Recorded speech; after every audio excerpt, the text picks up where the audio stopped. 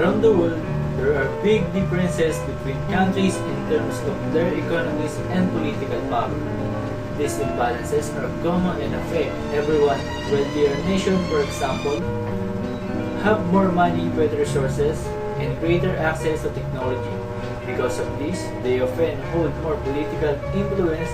This means they can shape global policies, make trade deals, and have a bigger say in international organizations like United Nations.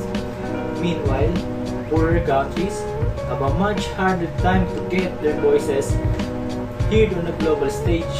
For example, wealthy countries may use their power to create trade rules that benefit themselves, while poorer countries are left with fewer options. This rich nation can invest in education, healthcare, and infrastructure, which helps them continue to grow and stay ahead.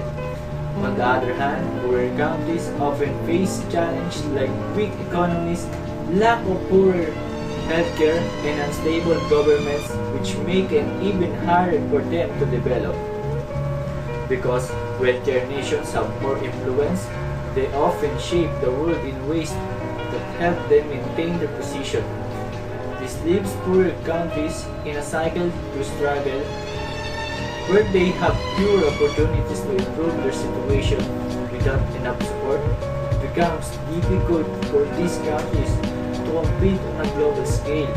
This imbalance means that the gap between rich and poor countries continues to grow, making it harder for poorer nations to catch up or have an equal say in the world's most important decisions. Where is the Global South? The Global South refers to regions like Africa, America, and parts of Asia.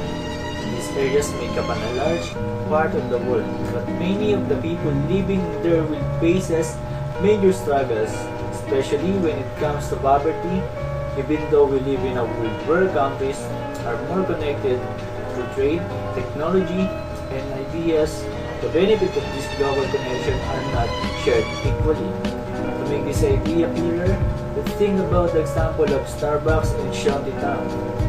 These stores represent the global brands and modern lifestyle that are common in wealthier parts of the world. But just down the road from these modern stores, you might find a Shantytown. Shantytown are areas where people live in poor condition, in makeshift homes made from scrap materials. In these areas, people may lack clean water, electricity, or proper healthcare or education. But on the other hand, many people living in the same city or region still struggle to meet their basic needs, and highlights how globalization can exist alongside poverty. In the same space, with the rich benefiting from global connection, while the poor are left behind. This example is not just about Starbucks or a single city. It represents a bigger issue in the global south. Even though these regions are part of the global economy, they are more getting the same advantage as wealthier countries.